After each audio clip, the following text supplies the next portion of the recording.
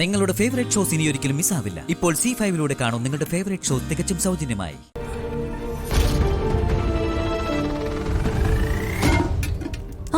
അയ്യോ ജേട്ടാ, അത് താഴെ വച്ചേ. മാറിയേ, ഞാൻ ചെയ്യാം.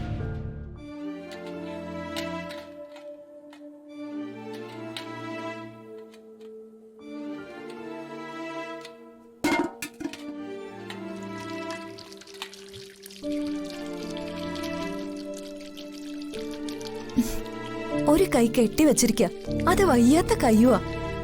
ഒറ്റ കൈ കൊണ്ട് ഇത്തരം കാര്യങ്ങളൊന്നും ചെയ്യരുത്.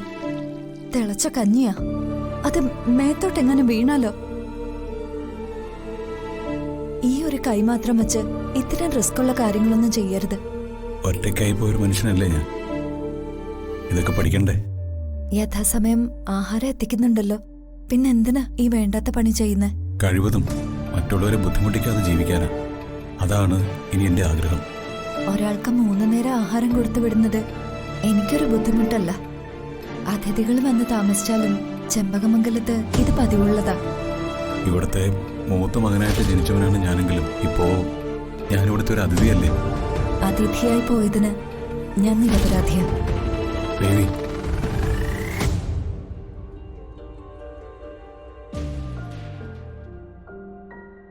പരോട് തീരാൻ ഇനി കുറച്ചു ദിവസങ്ങൾ മാത്രം.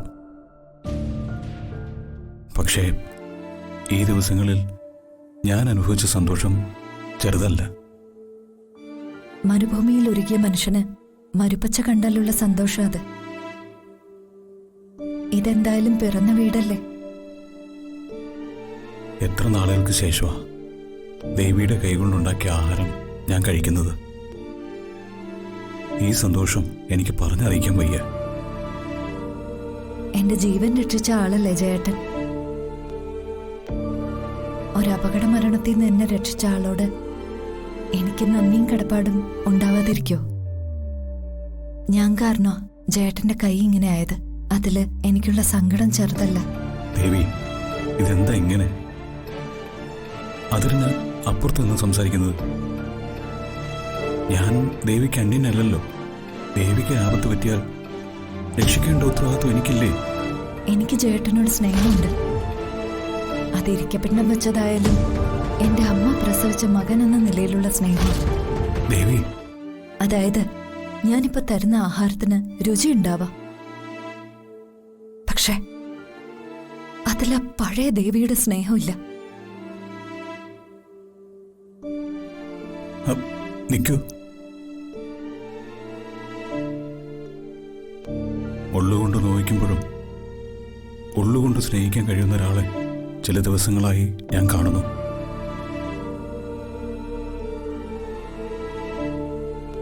അതൊരു സ്ത്രീയാണ്. അവരുടെ പേരാണ് നന്ദിനി ദേവി. ദേവി എത്ര കുത്തി നോവിച്ചാലും എന്റെ ഹൃദയത്തിന് വേദന വരില്ല. കാരണം എന്റെ ഹൃദയം നിറയെ എന്നും ദേവിയായിരുന്നു. ഡൗൺലോഡ് ചെയ്യൂ C5 ആപ്പ്. കാണൂ എല്ലാ എപ്പിസോഡുകളും സൗജന്യമായി.